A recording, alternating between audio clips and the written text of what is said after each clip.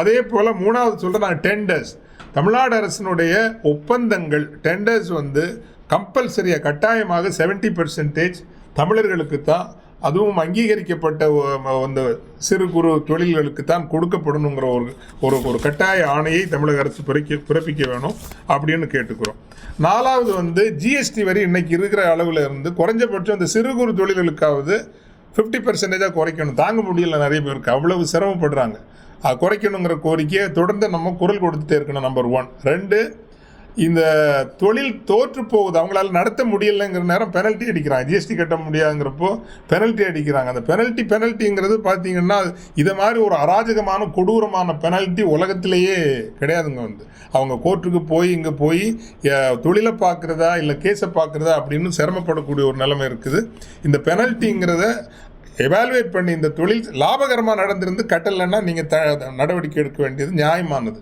But அவன் தொழிலை நொடிச்சு போயிட்டான், நடத்த முடியல, கஷ்டப்படுற நேரம் பெனல்ட்டிக்கு மேலே பெனல்ட்டி போடுறங்கிறது மிகவும் அராஜகமானது. எனவே அந்த முறையை நீங்கள் திரும்ப பெற வேண்டும் என்று நாட்டின் வழியாக நாங்கள் கேட்டு கொள்ளப் போகின்றோம். இன்னொன்று நாங்கள் சொல்வது, இந்த ஃப்ரீ ட்ரேட் பண்ணக்கூடிய அந்த நாடுகளிலெல்லாம் ஒரு அலுவலகம், ட்ரேட் மிஷன் நம்ம இந்திய அரசும் தமிழக அரசும் திறக்கணும்.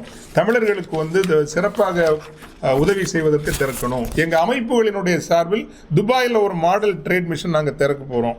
எந்த தமிழர் வந்தாலும் அந்த ஊரில் துபாய், ஷார்ஜா, அபுதாபியில் தொழில் செய்கிறதுக்கு அவங்களுக்கு உதவி செய்யப்படும் அப்படிங்கிற ஒரு வேண்டுகோளையும் வைக்கிறோம். கடைசியாக 2 விஷயங்கள் இருக்குது. ஒன்று ஏன் தமிழர்கள் உலகு தழுவிய ஒரு உணர்வு கூட்டுறவாக மாறக்கூடாது. கோஆப்ரேட்டிவ்ங்கிற ஒரு மூமெண்ட் இருக்குது. பட் தமிழர்கள்லாம் சேர்ந்து எங்களினுடைய பர்ச்சேஸில் நாங்கள் வாங்குறதுல ஒரு 20% தமிழர்கள்ட்டே வாங்குவோம். நான் முழுசாக சொல்லலை.